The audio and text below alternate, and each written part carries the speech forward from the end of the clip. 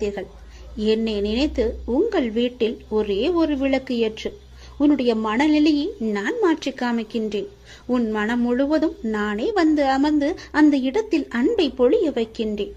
அன்பு பொழிந்து விட்டால் போதும், உன் இல்லமும் மனமும் சந்தோஷத்தில் பூத்து குலுங்கும். எனக்காக ஒரே ஒரு நாளாவது உன் வீட்டில் விளக்கு ஏற்றுவை. உன் மனநிலை மாறி சந்தோஷமாக இருப்பதை நீயே பார்ப்பாய். உனக்கு நிம்மதி இருக்கும். மனம் தளராதே. நீ உயரமாக வளர்ந்து ஜோதியை போல ஜொலிக்கப் போகிறாய். சந்தோஷமாக இரு. இன்று நான் தரப்போவது புதிய கோணத்தில் இருக்க போகிறது. உன்னுடைய வாழ்க்கை புதிய கோணத்தில் மாற இருக்கிறது. ஒரு நல்ல செய்தி வந்து கொண்டே இருக்கிறது.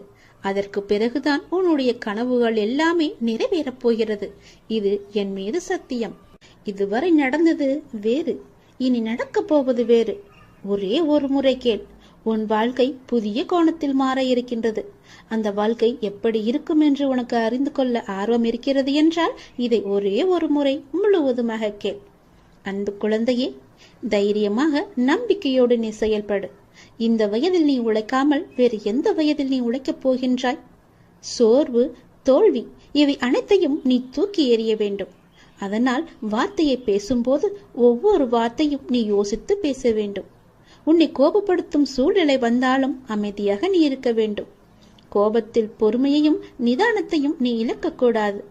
அமைதியாக செல்வது என்பது தோற்பது என்று நீ கருதாதே. தோற்பது முக்கியமில்லை, இறுதியில் யார் நிறைவு பெறுகிறார்கள் என்பதுதான் முக்கியம். உனக்கு பிடிக்காத விஷயங்கள் நடந்தால் அந்த ஒரு நிமிடம் என்னுடைய நாமத்தை உச்சரி. என்னை உன் நினைவில் கொண்டு வா. மற்றவற்றை நான் பார்த்துக் கொள்கிறேன்.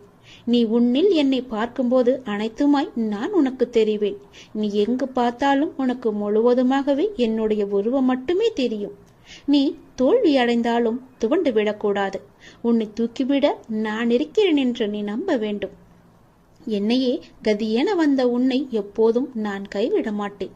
இப்போதைய சூழ்நிலை உனக்கு சாதகமாக இல்லை. அதனால் இவ்வளவும் நடந்து கொண்டிருக்கிறது. இனி வரும் காலங்களில் உன்னுடைய கைகள் ஓங்கி நிற்கப் போகின்றது. இது என்னுடைய சத்திய வாக்கு.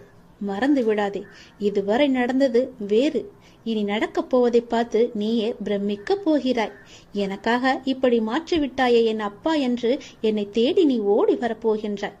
உன் கஷ்டங்களை தீர்க்க உன் வீடு தேடி நான் வந்து விடுகிறேன். இனி உன் வாழ்க்கையே ஒளிமயமாக மாறப்போகிறது. எல்லாமே உனக்கு வெற்றியாக மாறப்போகிறது. உன்னுடைய வாழ்க்கையில் மகிழ்ச்சி நிலைத்து நிற்கப் போகிறது. நான் உன் வீட்டிற்கு உள்ளே வரலாமா? என்னை அழைத்து செல்வாயா? உன் வாழ்க்கையில் நல்லது நடக்க என்னை உன் வீட்டிற்கு உள்ளே அழைத்து போ. நம்பிக்கையுடையோருக்கு நிச்சயம் என்னுடைய காட்சி உண்டு. எந்த வடிவில் தோன்றி காட்சி தரும் என்பது இறைவனின் தீர்மானமே. நானே தீர்மானித்துக் கொள்கிறேன். காத்திரு. நிச்சயம் உனக்கான காலம் கனிந்து வரும். கவலைப்படாதே. எந்த சூழ்நிலையிலும் கவலை கொள்ளாதே, பயப்படாதே. அப்படிப்பட்ட நிலையில் என்னை மனதார நினைத்தால் மறுகணமே நான் உனக்குள்ளே இருப்பேன். அதை தாங்கும் வழியையும் பிரச்சனைகளையும் எதிர்கொள்ளும் தைரியத்தையும் நான் உனக்கு தருவேன். உன் வாழ்வில் நடக்கும் எந்த செயலும் என் அனுமதியின்றி நடக்காது. உன்னை குறைத்து எடை போட்டவர்கள் இன்று உன் உதவியை நாடி வருவார்கள். மிக விரைவில் உனக்கு ஒரு நல்ல செய்தி காத்து கொண்டிருக்கிறது. அந்த செய்தி வந்த பின்பு உன் கனவுகள் அனைத்துமே நிறைவேறப் போகிறது. பொறுமையாக இரு, சந்தோஷமாக இரு. இனி நடக்கப் போவதை பார். உன்னுடைய வாழ்வில் இன்று முதல் உனக்கான காலத்தை நீ தொட்டுவிட்டாய். நீ கஷ்டப்பட்ட எல்லாவற்றிற்கும் உனக்கான நியாயத்தை நான் வழங்கப் போகின்றேன். நீ நியாயத்தை வழங்குவதற்காக என்னிடம் வந்து மன்றாடி வேண்டிக் கொண்டாய் அல்லவா? அதை தருவதற்காகவே நான் இங்கு வந்திருக்கின்றேன். உன்னை எப்போதும் என்னுடைய நெஞ்சில் சுமந்து கொண்டிருக்கின்றேன் என்பதை நீ மறந்து விடாதே.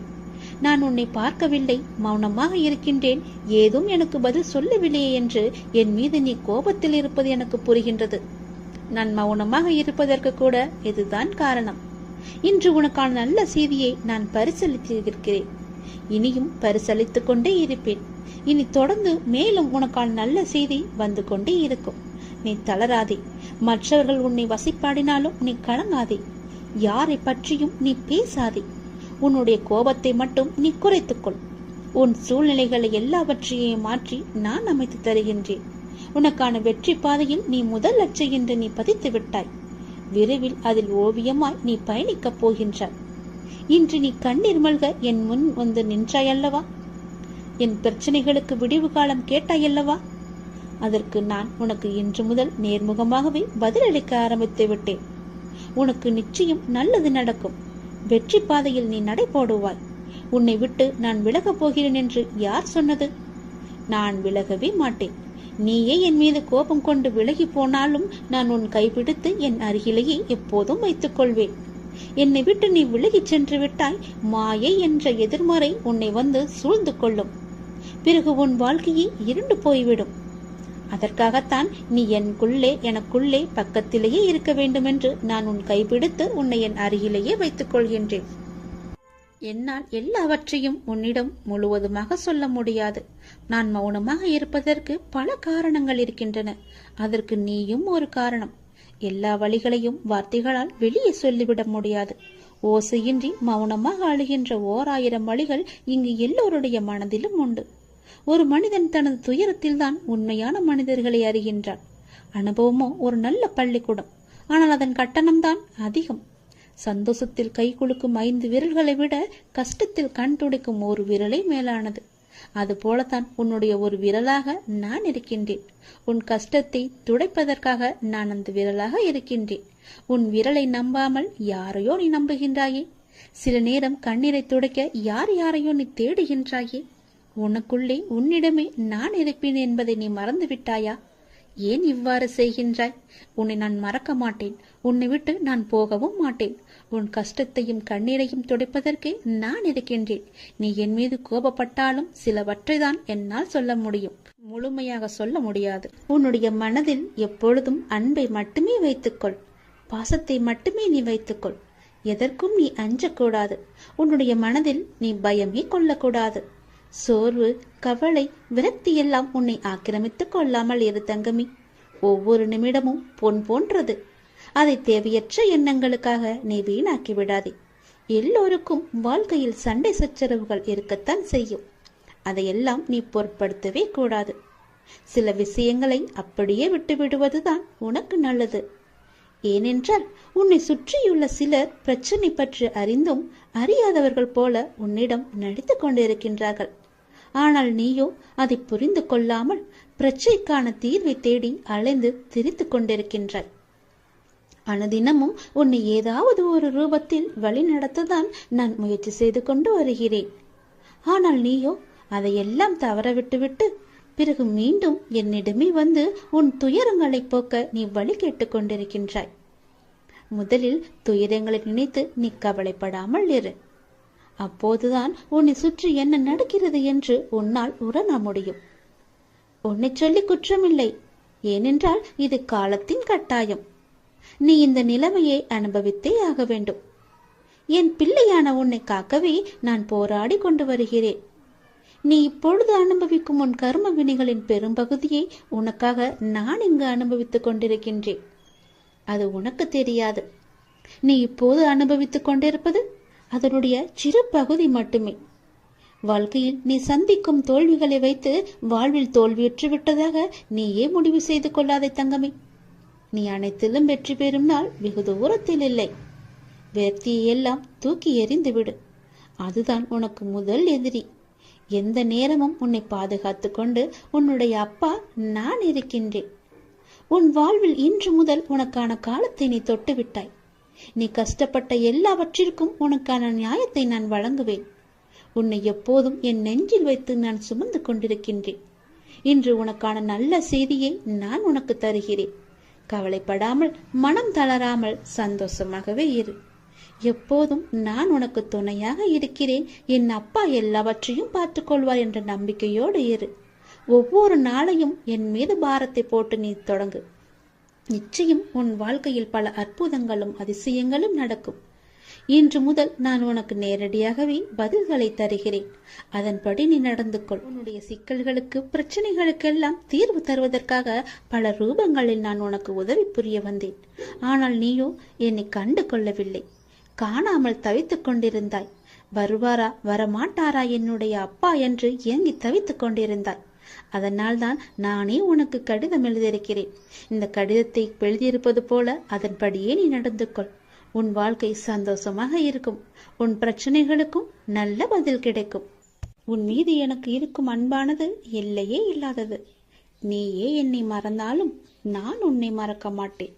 நீயே என்னை விட்டு விலகிச் சென்றாலும் நான் உன்னை விட்டு விலகிச் செல்லவே மாட்டேன். நீ எனக்கு எவ்வளவு முக்கியம் என்று எனக்கு மட்டும்தான் தெரியும். எப்பொழுது விட்டு கொடுக்க வேண்டும், எப்பொழுது பிடிவாதமாக இருக்க வேண்டும் என அறிந்து வாழ்வதும் ஒரு கலைதான். கவலைகளுக்கு பெரிதாக முக்கியத்துவம் கொடுக்கவில்லை என்கின்ற போது அதுவும் பெரிய அளவில் கஷ்டத்தை நமக்கு கொடுப்பதில்லை. அதை நீ புரிந்து கொள். கடந்த காலகட்டத்தில் தவறாக எடுத்த பல முடிவுகளின் விளைவுகள் தான் நிகழ்காலத்தில் நிதானமாக முடிவுகளை எடுக்க நமக்கு நிர்பந்திக்கும். அதை நீ யோசித்து வைத்துக்கொள். மன அமைதி வேண்டுமானால் எவருடைய வார்த்தைக்கும் நீ மறுத்து பேச வேண்டாம். அமைதியாக இருந்தாலே போதும். சிறிது காலமாக உனக்குள் இருந்த மனப்போராட்டத்திற்கு இப்போது விடை கிடைக்கும் நேரம் வந்துவிட்டது. அதற்கான விடையை தேடி நீ எங்கும் போக வேண்டாம். அதுவே விடை தேடி வந்து கொண்டிருக்கிறது. இதை நோக்கி உன்னை வேண்டி என்னிடம் வந்து நின்றாயும் அதனை உனக்கு அள்ளித்தர நான் வந்திருக்கிறேன். மன நிறைவுடன் நான் அள்ளி அள்ளி கொடுப்பதை நீ பெற்றுக்கொள். நீ வாழ்ந்த இந்த வாழ்க்கையில் பலவற்றை நீ இழந்து விட்டாய். ஆனால் இன்று இழந்ததை புதுப்பித்து கொடுக்க நான் வந்திருக்கின்றேன். தன்னை பற்றி பிற நல்விதமாகத்தான் நினைக்க வேண்டும் என்பதை நீ எப்பொழுதும் விரும்பக்கூடாது. உன்னுடைய இயல்பு மாறாமல் நீ இரு.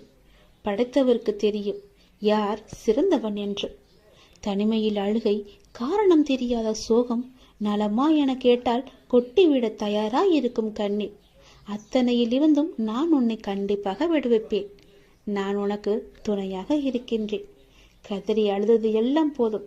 கதறி அளவு முடியாமலும் கண்ணீரை அடக்க முடியாமலும் எதையோ நினைத்து சந்தேகத்தில் பயந்து கொண்டே இருக்கின்றாய். வீதியில் நீ கடந்து சென்ற பாதையை நான் நிச்சயம் அறிவேன். உனக்கான நல்ல காலம் நெருங்கிவிட்டது தங்கமே. விரைவில் உன் நலம் நிச்சயமும் கிடைக்கும். இழந்தது எதுவாக இருந்தாலும் அதை பற்றி நீ பயப்படாதே. அதை விட மிக பெரிதாகவே சிறந்ததாகவே பல மடங்கு நன்மையுடன் உனக்கு கிடைக்கும்படி நான் அருள் புரிகிறேன். நிச்சயம் கிடைக்கவும் செய்வேன். எதை பற்றியும் சிந்திக்காதே. நல்லது மட்டுமே நினை. உன் வாழ்வில் பல நல்ல நல்ல அற்புதங்கள் மாற்றங்கள் எல்லாம் நடக்கப் போகின்றது. என்னை சரணாகதி அடைந்தவர்கள் துன்பத்தில் விழும் தருவாயில் எனது 4 கரங்களையும் கொடுத்து அவனை மேலே எழச் செல்வேன். நான் அவனை முழுமையாக கண் இமை காப்பது போல காத்து கொண்டிருக்கிறேன். இந்த அப்பா நான் உனக்கு துணை இருக்கும் போது என்னை மீறி உன்னை எதுவுமே நெருங்காது.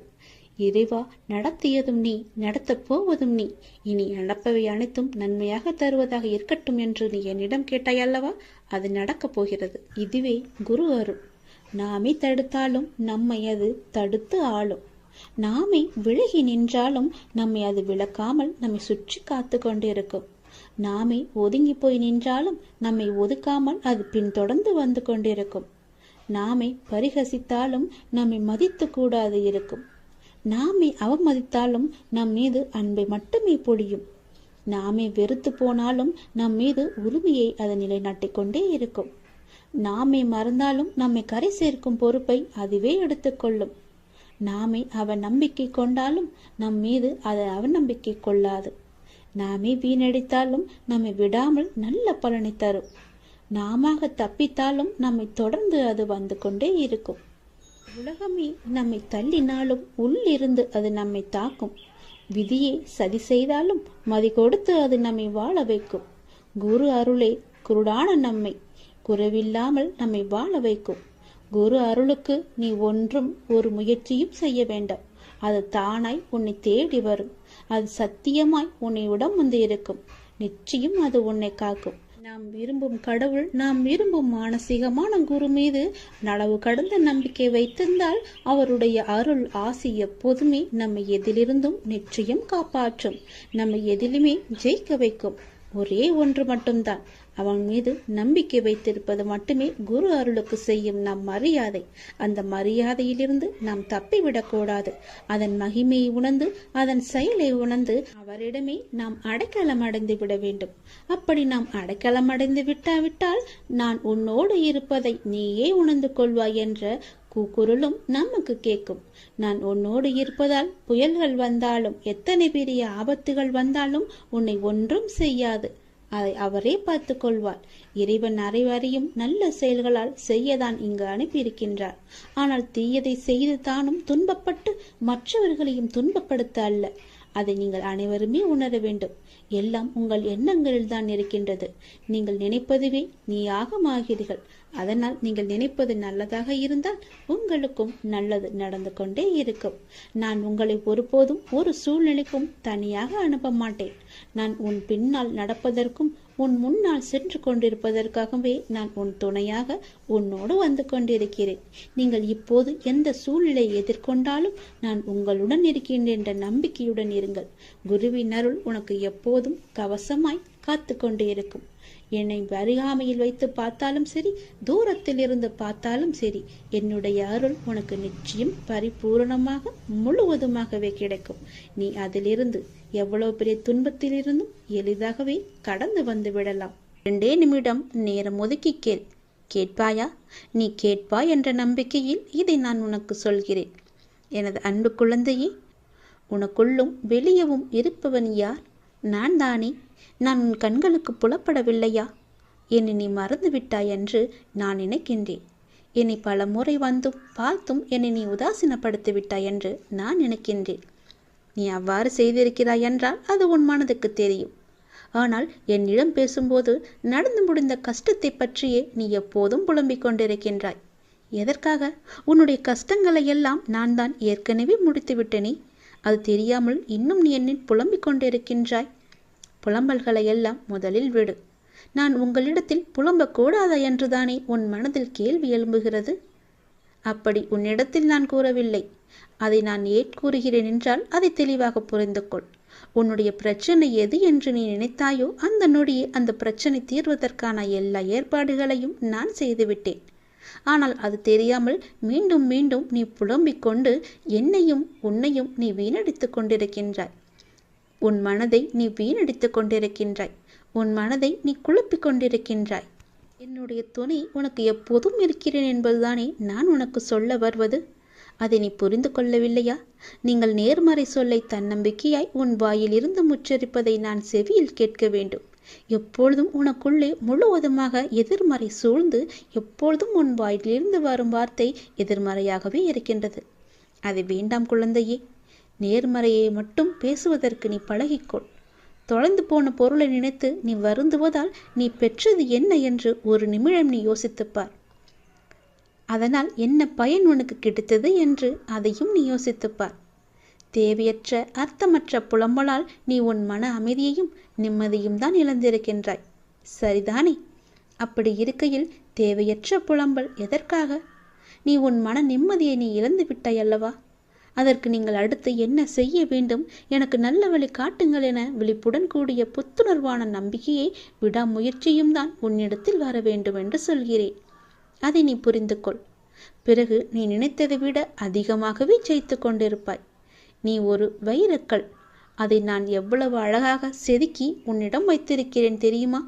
அந்த வைரக்கல்லின் மதிப்பு தெரியாமல் ஏன் இப்படி புலம்பிக் கொண்டிருக்கின்றாய்? அதன் வெளிச்சம் எப்படி பேரொளியாய் இருக்கும். அந்த பேரொளி போல உன் வாழ்க்கை வீசப் போகிறதே. சந்தோஷமாகவே இருக்கப் போகிறதே. மகிழ்ச்சி நிறைந்ததாகவே இருக்கப் போகிறதே. அதையெல்லாம் நீ பொருட்படுத்தாமல் இப்போது நடக்கும் கவலைகளை பற்றியே ஆராய்ந்து கொண்டிருக்கின்றாய். நான் தீர்த்து வைத்த பிரச்சனைகளை மீண்டும் மீண்டும் நீ புதிதாக தோண்டி தோண்டி ஏன் குழப்பிக் கொண்டிருக்கின்றாய்? எல்லாம் முடிந்துவிட்டது. நீ நிம்மதியாகவே இருக்கலாம். அது இன்னும் முடியவில்லை என்று உன் மனதில் தோன்றினால் நீ என்னை பார்த்துக்கொள் என்று என்னிடம் விட்டுவிட்டு நீ நிம்மதியாக இரு. இன்று இரவுக்குள் நீ இதை கேட்டுவிட்டால் வரும் ஞாயிற்றுக்கிழமைக்குள் உன்னுடைய கோரிக்கை நிச்சயம் நிறைவேறும். கடினமான காலங்கள் நல்ல எதிர்காலத்திற்கு உனக்கு வழிவகுக்கும். அதனால் கடினமான காலங்களை கண்டு நீ வருத்தப்படாதே. நீ விதைத்ததுதான் விதி என்ற ரூபத்தில் உன் முன்னால் நிற்கின்றது. உன் தலையில் விதைத்ததை நீதான் அறுவடை செய்ய வேண்டும். களைகளை அகற்றிவிட்டால் அறுவடை அமோகமாக நல்ல விளைச்சலை தரும். அதனால் களைகளை இப்போதே நீ அறுவடை செய்துவிடு. தனிமைகள் கிடைப்பது என்பது அரிதானது. அப்படி தனிமைகள் உனக்கு கிடைத்தால் உங்களை நீங்களே தெரிந்து கொள்ளுங்கள். தவறுகள் நடப்பது அரிதானதுதான். உங்களை நீங்கள் திரித்து கொள்வதற்கான ஒரு வாய்ப்பு என்று அதை பயன்படுத்தி கொள்ளுங்கள். தொடர்ந்து முயற்சிப்பது என்பது எல்லோராலும் முடியாது, ஒரு சிலரை தவிர. அப்படி உங்களுக்கு முயற்சிகள் எடுப்பதற்கு நேரம் அமைந்தால் நிச்சயம் உங்களை முன்னேற்றி செல்ல அது என்று நீங்கள் பயன்படுத்தி கொள்ளுங்கள். எதிரிகள் கிடைப்பது உங்களை நீங்களே வளர்த்து கொள்ள என்பதற்கு தெரிந்து கொள்ளுங்கள். சூழ்ந்துள்ள துயரங்களையும் சூழ்ச்சிகளையும் எதிர்த்து அதை தகர்க்க செயல்பட்டால் அதற்கு பெயர்தான் உனக்கு உண்டான தைரியம். அது உனக்குள்ளே இருந்துவிட்டால் போதும். அதை மனதில் கொண்டு தைரியமுடைய ஆத்மாவாக எந்த சூழ்நிலையையும் எதிர்கொள்ளும் மன வலிமையும் நம்பிக்கையும் நீ வளர்த்துக்கொள். அதற்காக அந்த தைரியத்துடன் உன்னுள் இருக்கும் கோபம், விரக்தி, ஏமாற்றம் ஆகியவற்றால் உன் மனம் காட்டு தீய எண்ணங்களால் அதன் வழியே செல்லாமல் அதற்கு பிறகு எப்படி நடைபெறும் என்பதை பார்த்து பயந்து அதிலிருந்து நீ விலகிவிடு. அது உன்னை அழைத்துவிடும். நீ யாரையும் பழி வாங்க வேண்டிய அவசியம் இல்லை. அவருக்கு உரிய வினை பயனை அவர்களை நிச்சயம் போய் சேரும். நீ செய்யும் ஒவ்வொரு நல்காரியமும் எனக்கு தெரியாமல் நடக்கக்கூடாது.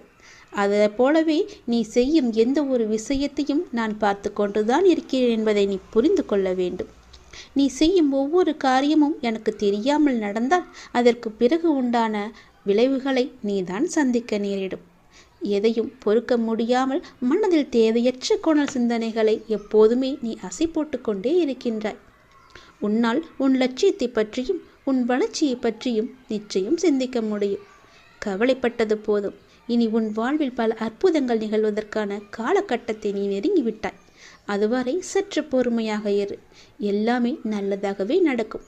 பல ஏமாற்றங்களால் நீ மனம் மருந்து கொண்டிருக்கின்றாய். வருந்தாதே.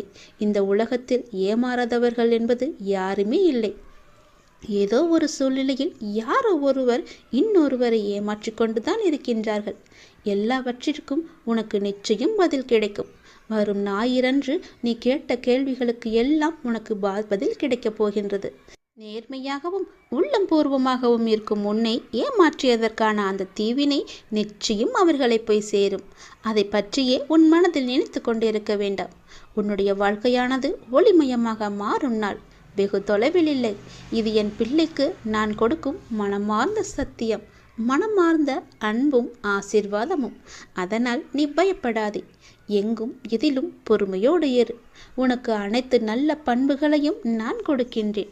உன்னுடைய கர்ம பலனை கழித்து வருவதால் உனக்கு எல்லாமே இப்போது தாமதமாகி கொண்டிருக்கிறது. நம்பிக்கையை மட்டும் கைவிட்டு விடாதே. என்னை நம்பு. யார் கைவிட்டாலும் நான் உன்னை கைவிட மாட்டேன்.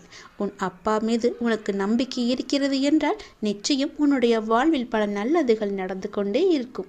நீ எழுதி வைத்துக்கொள். இன்றே நீ எழுதி வைத்துக்கொள். வரும் ஞாயிறன்று உனக்கான பதில் நிச்சயம் கிடைக்கும். உன் கோரிக்கை நிறைவேற்றுவதற்கான முதல் படி